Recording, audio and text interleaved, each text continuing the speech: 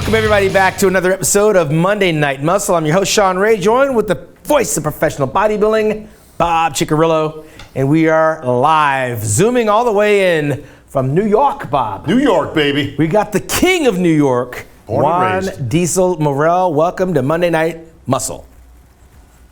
What's up, guys? Good to be on. Yeah, man. Well, I like the... Is that your refrigerator that's behind you? Yeah. Got my refrigerator. Yeah. I like that. You know. Some people, they'll have like the Rocky Mountains behind them or the Las Vegas Strip. You got your refrigerator, so we're going to play a little game, Bob. Okay, here we go. What's in the refrigerator? I mean, what's not in the refrigerator? The king of New York and the cookie dealer himself has probably got a refrigerator full of beef. Listen, Juan's is legendary. He's known for his eating escapades, so he's been well documented throughout the year. Bro, you put down some monster meals in your day. Yeah, I actually, nobody used to post their foods. I always posted that. Even Sean has commented in some of my posts back in like 2013, 2012, like, put down the burger. Yeah. I'm eating close to the show. I was like, it was, like nobody was, I've eaten with every pro. Nobody has been able to keep up with me. Nobody can out-eat the king of New York, man. He's got like records. How big have you, what's your biggest in the off season? Because I mean, you do put away some calories. I've gotten up to 300 pounds, wow. 304 lean. Mm-hmm. I haven't been able to get that heavy in the last 2 years. It's been, my appetite is not the same. Yeah. Obviously, I can always force myself to eat that much food, but I'm just. Well, bro, listen, before you get back to being normal in terms of eating, we got to get you on. Now, we'll get into your competition stuff. I know you said earlier you're not going to compete this year. However, I think you can still compete this year. You got to take on Joey Chestnut at the Nathan's Hot Dog Eating Comp. Bro, if anybody could beat him, it's you. Joey Chestnut, the most hot dogs. What do you think? What is that, like 65? I'm always up for a food challenge. I don't think I mind doing. Well, wait, with Juan is about quantity, but it's not about speed. He takes his time. Listen, this man's a pro. He's a competitive guy. Right? If you're not going to compete on the bodybuilding, I'm telling you, the Nathan's Hot Dog Eating back on this year, Juan's my guy. I gotta go with Sean though. I'd rather enjoy it. I'd rather not a speed guy. Like I was some food challenges, but it wasn't on speed. We had like a 30-minute time who can eat the most, and we had some actually professional eaters, and they. Like in 30 minutes, they started going too fast in the beginning, and I was pacing myself, because I was like, I'm gonna enjoy this, whether I win or not, and I end up winning because at the end of the day, I was actually enjoying myself. So I ate most of the food while they had, they got like whatever, they were going to the bathroom, and slow and steady always wins the race, Juan. Well, and Juan, take us back not too long ago. Now, talk about blowing up, right?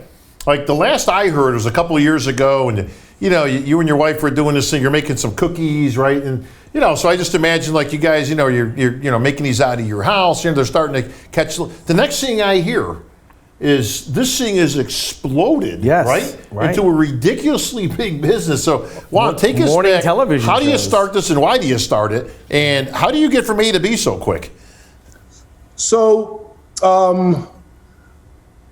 When we started, me and my wife always talked. We always, working hard, and we always put money aside for a business that we wanted to start. Mm-hmm. We always said we wanted to do something. Obviously, everybody knows in the industry that I love food. We always said, well, everybody does supplements. Everybody does this. We want to do something, like something different. We just want to like invest our investment in something different. And so this actually just happened. When it came about with the cookies, that just ended up happening. So I always post food. I love food. So my wife, she bakes a lot for me. And long story short, she stopped baking for a little bit. And one day I made her, now that we're married, you don't bake for me anymore. So my wife's the type that once you say something like that, she's like, okay, like I'm going to get up, so she challenge, went. Yes. So that weekend came along, and she baked about 32 of the cookies you see now. They were a little bit bigger then. Oh, wow. And they're bigger. She baked them for me, and I lost my mind. Because I lost my mind. I posted it. Everybody on the internet, all my fans, they started losing their minds. Like, oh my God, these things look amazing. So we didn't think nothing of it. So every Sunday I would post it. Not intentional, not trying to like promote anything. And every week, for sure, I would get 300 to 400 DMs. My inbox would get flooded. How can we buy you cookies? I was like, we're not selling them. So after like a few months of seeing that people were actually asking for it, we're like, hey, let's try to start a business. My wife was like, God, nobody wants to buy my cookies. Nobody wants to buy my cookies. So I brought her to one of my friends. He owns a bakery in New York. And he convinced, hey, you can use my bakery, because, she didn't want to do anything also from home. Sure. So she wanted this. My friend has it's a commercial grade kitchen. Commercial grade. That's important. Yeah. Yes. Yeah. So that's how we started off. She started baking out of there.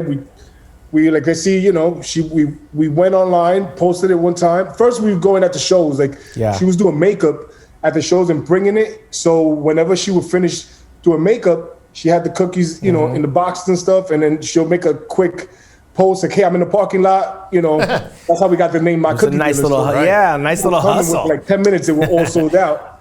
And we did that for a couple of shows. Then after that, we started posting online, and with the traveling, that's how it became where, we would sell out. Well, I think there's a couple of things that are at work that you're kind of glossing over. I mean, your fans showed you love. You're a popular bodybuilder. You got a lot of people pulling for you and supporting you. That certainly helped the sales. But the Queen of New York, the ingredients, the magic behind the cookie, obviously is from the wife, and that's more than probably the reason you're doing really well, extremely well. It's not only just the cookies. I mean, she is an amazing baker and best ingredients, but she's an amazing, hardworking woman, amazing wife, amazing mother. Yeah. Like she, there's the stories that people don't know where, like when the table's turning, I stopped competing in order for us to get the business off the ground, where she was staying at the bakery to 4:00 in the morning, and I'm home with Isabella. Yeah. And she's out there, it's a lot of work. I mean, this all happened, it's both of us, but she's like. Yeah, no doubt it takes a village, and we obviously see the brains behind it all. You got the brawn, and speaking about the brawn, so what year was it, Juan, that you earned your pro card? What show? It was 2011 at the North Americans. Right, and I saw you post up on your Instagram. What is your Instagram real quick for the fans out there? Juan Diesel Morel. Yeah, so you put up I don't want to call it before and after, but it looked like an early shot and a later shot, and the progress is enormous in terms of the growth, and then going on to actually win these New York shows, which is in your backyard, becoming the unofficial King of New York. I came up with that name, Bob. I like that. The King of New York. That's where Bob won his Pro World Championship title. That's right. When you were just a baby back in the day, Juan. So listen, don't ever discount New Yorkers, bro. Okay, we're hard workers, right? Rochester. We get stuff done. Okay. Yes. But Juan, I've had the good fortune of sharing many a stage with you from the New York pros right up until this last Olympia. So it's been great to be able to see you kind of progress up. But Juan, you're like one of those people that's a little understated out there. I don't think people realize how many shows you've won and how many Olympia stages you've stepped on. So it's kind of cool because a lot of guys seem to get a lot of their share of the fanfare out there, and you talk about these names at the Olympia and contenders, but you've been right there with these guys. Yeah, I've beaten a lot of guys that are beating me now, and I've won 7 pro titles. Yeah, I've gotten second in I will probably go in over 15 shows. Yeah. I've placed very well at the Olympia. It's always my Achilles. I'm gonna go and I'm gonna be honest. I get a lot of anxiety. Every time I go to the Olympia, it's like I'll look perfect. I have videos and people see me 2 weeks out where I'm looking perfect. And, what the difference is for other shows, I go there and I'm relaxed, and comes to the Olympia and I'm like overthinking everything. So I start doing things I've never done in a different prep, and then come in and now I'm like, from weighing 270 pounds, I'm getting on stage like at 245, and it's like, it happens. I mean, our experience, Juan, has taught us as master of ceremonies. I've called a couple of shows and watched you actually win on stage, where I go, if you only look like that at the Olympia, right. And then the Olympia comes in our role as analysts. Here we are being brutally honest, when the legs are down and the back is kind of shallow, or he's holding water, and it kind of sounds like a slap in the face, because 1 minute we're praising you, and the next minute we're tearing you apart. But the Olympia is a different animal in terms of all the things that go into trying to peak on the biggest day of the year in the biggest contest. And we're going to talk a little bit more about that right after we take this commercial break here at Monday Night Muscle.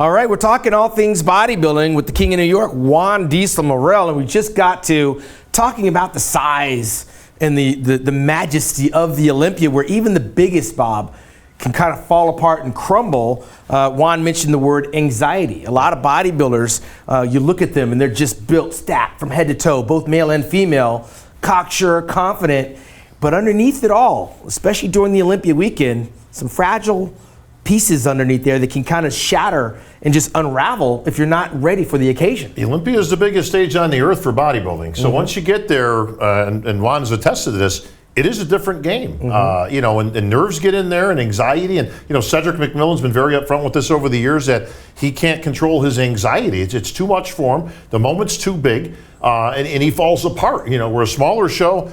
And again, Juan, I've seen you in New York, man. I mean, you talk about, sure. I watched him went over in, where were we, Juan? Were we in Japan when you won? You beat Cedric. Yeah, Japan in 2019. And, you know, that was after the Olympia. Like, I did the Olympia, and I didn't do well. And next, you know, and all these other guys who I was beating earlier in the year, now they all beat me. And I go to Olympia, I didn't do well. And then I started doing the tour. I went to Romania, South Korea, and then all these shows, I'm looking amazing. Everybody's like, why didn't you look like that at the Olympia? And I was like, I did look like that even better. I actually looked better. It's just that when it came that day, you know. Yeah, it happens. You and I had a conversation on the Olympia stage this past year because you were literally right in front of me. And, you know, prejudgment was going on, and, you know, you weren't too pleased with the call-outs that were going on. And at some point, I had to kind of calm you down a little bit, just telling you, Juan, just easy, buddy. You know what I mean? You're up here with the best in the world, so just go out there and fight, right? But I mean, you remember this conversation we had as the competition's going on. Yeah. So what was that conversation, Juan? Like, what are you thinking in your head? Because from my perspective, you were off. Did you not think you were off? Well, I was disappointed that I think, you know what's, it's hard when you're in the moment because sometimes you don't see it until you will watch the playback. Yeah. You know, like, in back of my head, I knew I wasn't 100%. Okay. But I felt that I was going to be good enough to place 6, 7.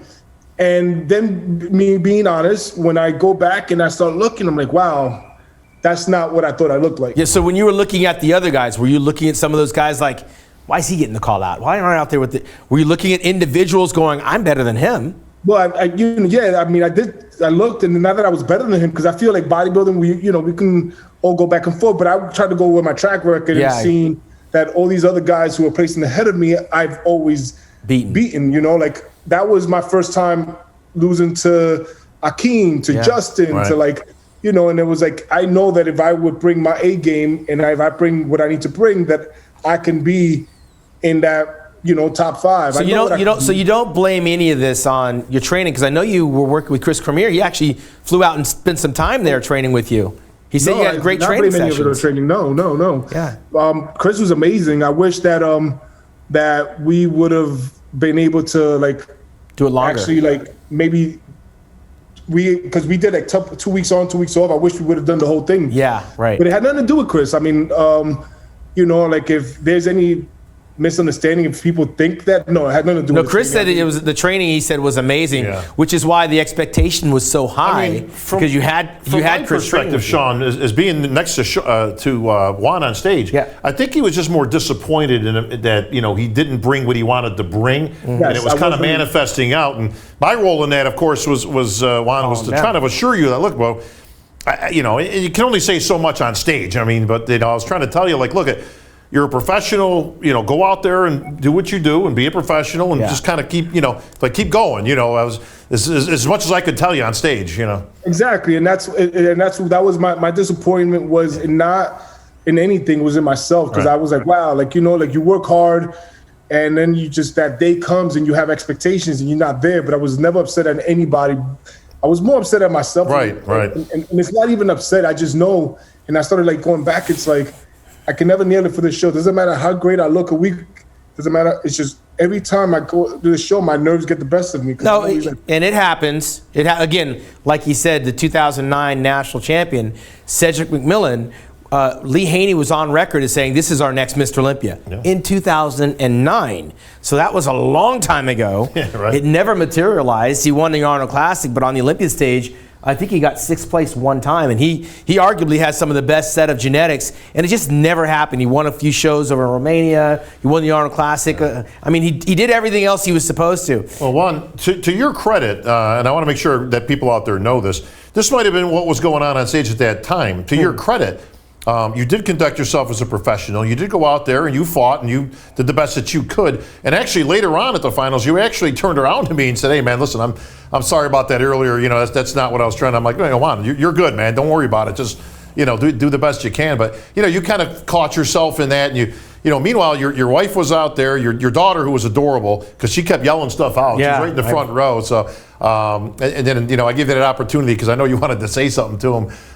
So we had a little fun on the stage anyways. That was good. But what are you saying? Okay, you're on the Olympia stage. Because I've never even spoken on the Olympia stage. I only speak at the press conference. We were having a great time out there. But no, in the prejudging, you're not happy. What do you verbalize? What are you saying? Are you just like, you're saying things out loud where he could hear you? I don't think I was saying anything out loud. Okay. No, I was. Just sure depressed? No, you know what? I might have said a couple of things out loud, but not really loud. So I'm trying to. I can't remember, because I honestly, when you're pretty upset. Yeah, you don't know. But I don't recall exactly. I just, now that I'm trying to play back, I might have said a couple of things. That's why Bob said something, but it wasn't directly at nobody. It was just kind of like, no, he wasn't. He didn't say anything to anybody else. Because, like I said, literally, I'm here and he's here. Yeah. And Juan turned around and because they made a call out, he wasn't in it. And he turns around to me and he goes, "Really, man?" He goes, "Am I that bad? Am I that off?" And I just kind of looked at him and I go, Juan, listen, don't worry about it. You're good. Just go out there, do the best. Like I said, we had a little back and forth of just, I was just trying to keep you positive, but. And I'm like, look, bro, you're out there with the best. You're the top 15 in the world. Yeah. Just do your thing. You did say at one point, listen, you've been in shows. You can come back and you can move up in places. Right. I didn't believe that at that moment. I know there's been times that happens, but I was just in my head. I'm like, it's not going to happen, because I feel like I know myself. Once I already go down the ladder where I'm fading or I faded, it's like over. It just gets worse from down there. It takes me a week. The interesting thing about it's hindsight's 2020, and of course, when you look at the pictures, you see the videos, and you see the quality of the people that actually beat you, you might be able to accept it in that moment. But bodybuilding is as much mental as it is physical, and that's a side that the fans don't typically get to understand about how important it is to do well at the Olympia. I remember Kevin Levrone was livid. He's like, I've won every show. I've won the Arnold. I've won this, that, and the other. And he went down the laundry list, and he was just pissed because there was no way he could win the Olympia. Remember that? We had him on here. He was just livid. And this is a guy that got second 4 times, right? Be thankful that you got that high. But it wasn't enough because, again, he's a competitor. He's a fighter. He wanted a chance and an opportunity. Now that you know, maybe the Olympia is not the show for you. And you're saying in the comfort of your home with the cookies right behind you in that refrigerator there, it's over. Are you done? Are you out of gas? Have you done it all? I'm not going to say I'm officially done, because you never know. I don't like saying, hey, I'm done.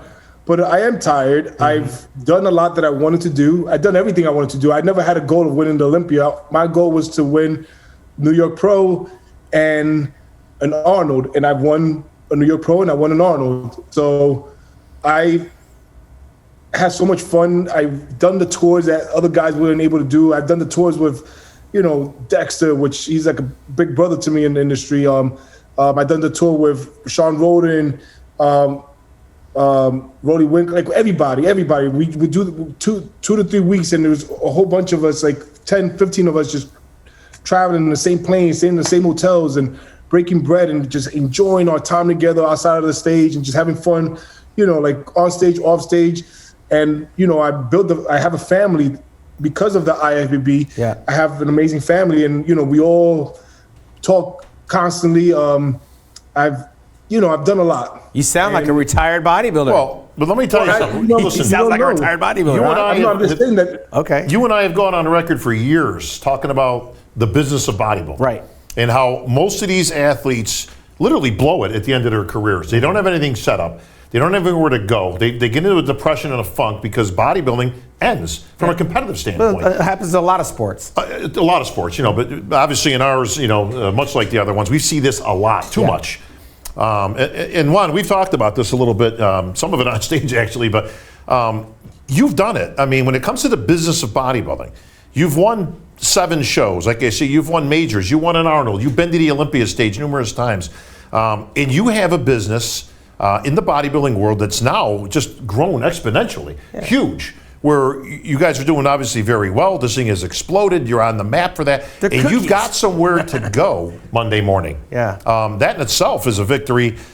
Should you hang it up today, I assume you have no regrets. I don't. I actually no regrets at all. I feel like I said I did everything I wanted to. Anything after that is a plus. I mean, even just going with last year prepping for the Olympia, that was my hardest prep. Sure. And when I say hardest, I had to work full time. Yeah. Right. And still train. Like I didn't stop working. I wasn't gonna say, well, I'm not gonna go in today because I have to I'm training, whatever. Right, no, right. I didn't stop training and I didn't stop going to work. So I was there still training twice a day. I was going to the office. I was used to getting naps before in between workouts. I didn't get none of that. It was my hardest prep. Well, and one of the things that I'm not a quitter. So I signed a contract. I said I'll be there. I'm the type of person, I'm a man of my word. So when I say I'm going to do something, 2 weeks before that, I was like, oh, I don't know. Should I not? Should I?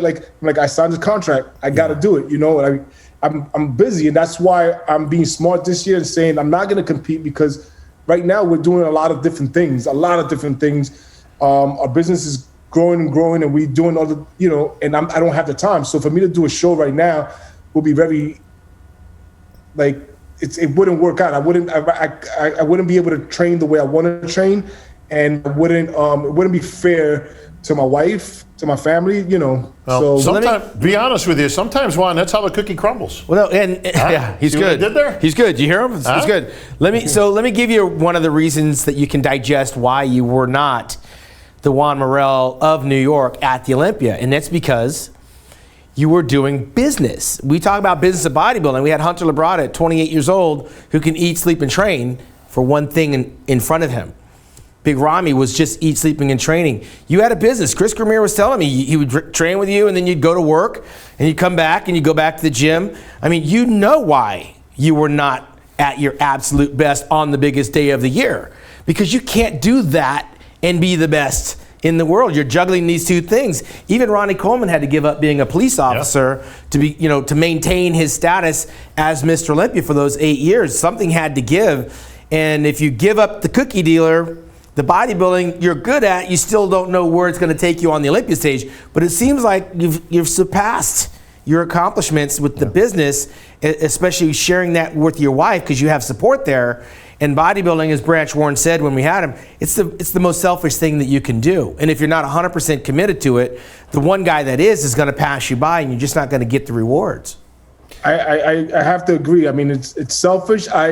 Throughout my career, I try to balance, but I had a very supportive wife who understood it, never gave me anything. She would actually help me do what I had to do. And, and now when it was time for us to build a business, I did the same because I knew that I have the work ethic, but she's my wife's a genius. She's very smart. She knows business, and I know that there's things that she does that I don't know how to do. Right. So it was vice versa. And then in the beginning, it was me. Now I'm gonna stay home with Bella. you go do this, you know? So well, look, I mean, listen, your physique, your bodybuilding sets you guys up, both of you, to put you in the position that you guys are actually in now, thriving, because your fan base is the ones that are buying these cookies. Yeah. Your sport are the people that are supporting the cookie dealer. And of course, I'm sure you've got it crossed over. I remember I was backstage commentating, and big Shaquille O'Neal came over with his cookie in the mouth. I'm trying to interview him. He's chomping on your cookie. I'm like, give me that thing. And thank you for sending me out a box. I know Bob hasn't received a box yet. I'll get one. Don't worry. My girls ate those things up so fast. It was ridiculous, Bob. Yeah, don't you worry about it. The crazy thing about our business, and that's one of the things I wanted to do cookies is, like, bodybuilding, like, we grew in bodybuilding, but what's crazy and what's amazing was that we also were able to reach just regular everyday people. Yeah, the fans. Our business grew into like a 96% of our customers are the real world, you know? So it's amazing because now it's like, that's what we wanted to do, because I feel like the supplement line, stuff like that, like it caters to just people who want to train. Right.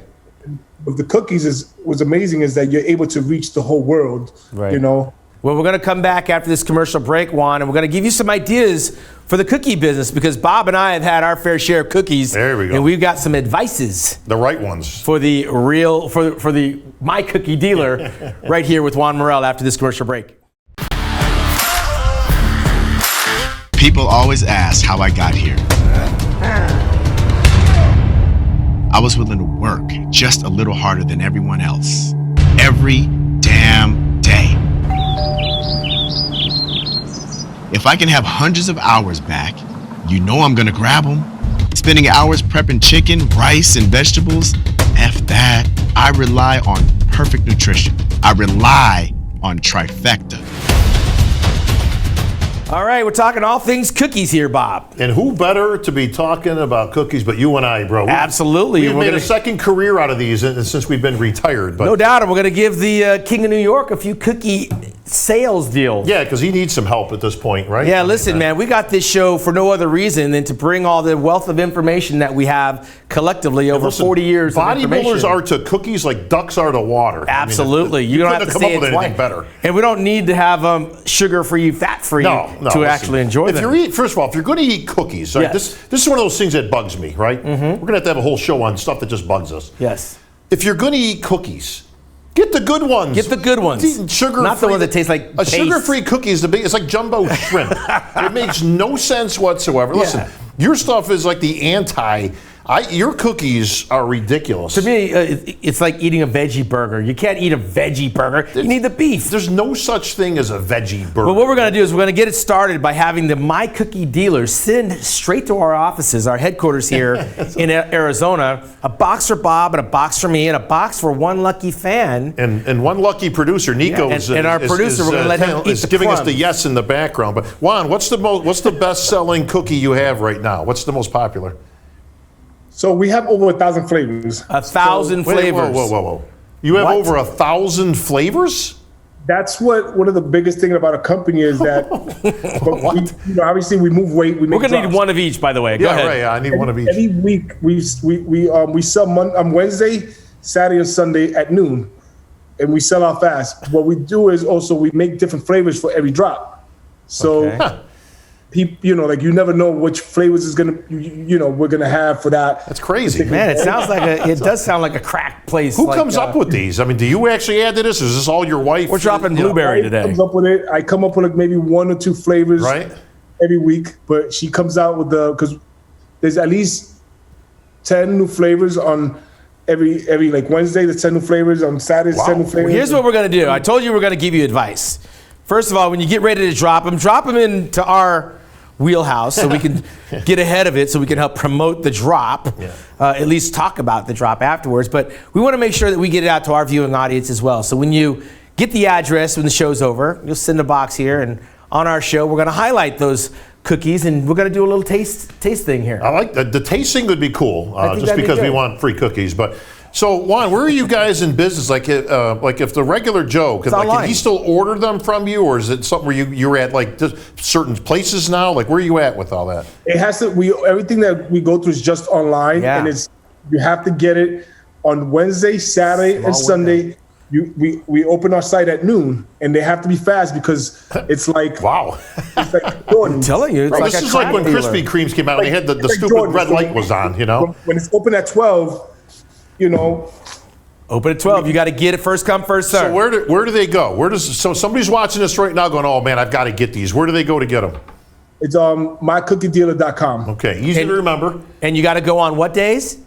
Wednesday, Saturday, and Sunday at noon. At noon. So that would be that'd be 9 a.m. I'm going to wake up at 9 a.m. to get in on this thing, right? I'm thinking food. 9 o'clock in the morning, I got to 12 Eastern time. Wow. So, and the thing is like now when people they get it, they'll post it because it's like it's new. like a box of Jordans. Like Yeah. like a Jordan is like you not everybody gets it. It's a collectible. Yeah. I tell you who loves your cookies because I actually see this stuff on Instagram. Janet Leyu, our current and reigning Bikini Olympia champ. Every week I see Janet, of all people, Chomping on the cookie. breaking open in slow motion one of your cookies, right? With gooey stuff coming out. And then she trains in the gym for 5 hours. Well, she must because, listen, she's Miss Olympia, Yeah, right? And it's she's bananas. eating these cookies. She's got to have a metabolism crazy. Speaking of on it. bananas, do you have banana cookies? Yes. Wow. We had a Listen, banana. There's nothing you could come up with that I they can't don't come have. up with anything. Do you have You have a s'mores cookie? s'mores? Oh, that's one of our best. Bro, that's me. Kind of s'more, we have every kind of s'more you can think of. We like she comes up with so many different. Bob I is tried Bob is your- gaining weight while you speak. Yeah, I know, right? I'm feeling. I can hear me getting fatter, right? I tried your. I don't know what it's called. I may have this wrong, but it was called like the everything cookie or something, right? It was. I got the M&M. Does that sound one. familiar? You had them at the Olympia. we had different flavors there. I know. It had like remember- it was called like the everything something. It was because it had like all kinds of stuff in it. Whatever that one was. Bob eats everything. That's the thing. That's why he's using the words everything. He's confusing. No, you. I'm telling you, they had a cookie, and you probably still got it. I might have the wrong name, but it was. Yeah, you probably it have had like 100 things in it. Like it was. What it looks like he ate me all out here, of those Juan. Help me everything out. cookies. We have so many cookies with so many things in it. Like we have, that it's. Well, listen, hey that's- Juan, talk to your wife. Make sure she sends us everything, Yeah, right. and that way we're not out of the loop when you go to drop something. But do it in moderation. Don't send them all at once. Now, I don't have the refrigerator. are these Wait, ev- these are refrigerated, by the way, and you warm them up. Okay. Tell them how the process works, Juan. When Well, you yeah, send that them seems out. to be the key now. You Everybody. don't have to refrigerate them when you get them right away. You get them in the box, Yep. and what you do is, like, if you're gonna eat them within the 2 weeks. How many are in there? How many are in there? 10. Okay, so you don't have to refrigerate them right away. No, we always just say, like, if you're not gonna eat them Yeah. right away, just put them in the freezer. For up to 4 weeks. But if you're gonna eat them within a week or two, leave them out, room temperature. Okay. I keep them out, they're perfect. It's good to, like, if you're not gonna eat them, that way some of them have fruit filled, like they might have, like, we do like an apple pie, apple turnover. We have different flavors. So those that fruit, those I suggest, if you're not gonna eat them within a week, put them in the freezer. I think the smart thing is that your wife talked about commercial grade outside of the home, because you're not cooking cookies every day in the house. I can't imagine you're going to be back at 300 pounds if you stop bodybuilding, huh? Yeah, we have a huge kitchen, a huge facility. Yeah. So you're not doing it at home anymore. Now there seems to be. We never did it at home. Oh, okay. According to the Bikini Pros. Yes. Now these are the experts on cookies. Okay. Yes. So you got to get your info from the Bikini Girls. They say that there's a specific time in the microwave that has to be used for them to be at their best. What is it, Juan? I'm an oven guy. So I like putting it in the oven for 8 to 10 minutes at 350 Well, degrees. listen, nobody's 8 to got 10 access to an oven. I mean, these are If you're in the microwave, I think it's 30 seconds. 30 seconds in the I- microwave. Yeah, I personally do more of like what's it called? The air fryer. Yes. if I We can't don't get into oven, I have. get- We don't have that. That came with the Barbie and Ken set back in the day. Now, for the you were kids. at the Olympia, and these stuff, everything is compared to selling like hotcakes. Right. So This I hate is to use the old literally. expression, but the cookies were selling like hotcakes. But listen, that was the only booth that was the busiest booth at the Absolutely Olympia. was. How did the Olympia go for you, Juan, when it came to business? We actually we sponsored, and we sharing actually the cookies we didn't want to sell any cookies. Yeah, that was We a great wanted to promotion. focus on the athletes, because me as an athlete, when you go off backstage, Right. it's important. Like, I'm like, oh, you want to cheat? To have So I something. made sure that we bought so that each athlete can have at least 10 cookies backstage. Yeah. So we you know, and we said, like, we had somebody work in the booth, and we said make sure that each athlete gets cookies. That was a great contribution to the Olympia We bought extra so other people could have. We bought for VIPs. Yeah. Well, you know, for even the amateurs, but we wanted to make sure that athletes were taken care of and that they were able to have a good treat backstage. Yeah, back in the day, Bob, when I competed in the Arnold Classic, you know how long that was. Long when time. you showed up at the Arnold used to give you 2 cookies that were literally still warm when you check in. Oh yeah, No that was profit. at the DoubleTree. Yeah, that was at the DoubleTree where it started. It was just a complimentary thing, but you guys, Well, that's a DoubleTree They thing, turned but- it into a business. And then they share them with even more than just the athletes, the VIPs. No, Juan, me and Sean had heard, it's just a rumor, we didn't have it substantiated, but we heard that you actually sent cookies to all your competitors' rooms before the pre-judging. Is that true? I'm Sabotage. You're guilty, he says. He's guilty. I actually, you know what, man? That's just me. I look out. I love my peoples. You know, I send, you know, whether competing or not, I just, you know, other pros, you know, they hit me up, and you know, like, that's just me, you know. So well, listen, Big Diesel, we appreciate you taking some time out of your busy schedule down at the ovens, and you know, it's been fun watching your career, whether you should call it a day or move on to bigger ventures. Looks like you got your hands full right now. But My Cookie Dealer. Yeah, mycookiedealer.com, Sean. Well, Yeah, we're going to be hitting you up, of course, Juan, because we got to get some of these delicious cookies. And, of course, we'll take a future segment. We'll have them out here. We'll do the taste test. Well, listen, I mean, we may have seen Juan on the stage for the last time ever, but I imagine if he winds up coming back, he's had some great success in New York. Maybe listen, go for number 3. Bro, I think, listen, you could sail off into the sunset. Like I say, you've won 7 shows. if I wanted to come back, Here we go. Here we what go. are we dealing with? Oh, boy, here we go. Sookie now. How do you keep it? That is phenomenal. What kind of lights do you have in that house? I don't look like that when I do that. That's ridiculous. How do you have abs and you run a cookie company? That's ridiculous. I eat them. I eat a lot of them. I don't know. Man. This guy's metabolism is crazy, bro. Yeah, Juan, best nice of to luck be with young. the cookies, and great having you on Monday Night Muscle. And we'll catch up soon, my friend. I'm sure we'll see you in New York. You guys have a good one. Thank you for having me on the show. You got it, buddy. All right, Juan Diesel Morel, the king of New York. This guy had a great career. Nonetheless, if he decides to sail off in the sunset, he's going right to where he needs to be, which is the business world. Yeah, listen, he's done enough. Yeah, listen, great career. Got 7 wins to his credit, an Arnold title. Again, numerous Olympia appearances. Done deal. Go make millions, buddy. Yeah, now he's leaving us with some cookies. So I'll look forward to getting those cookies. And you guys come back here to Monday Night Muscle because we're going to be sharing those cookies with you. Continue to join us here every Monday right here at Monday Night Muscle. For Bob Chick, Juan Diesel Morel, I'm Sean Ray.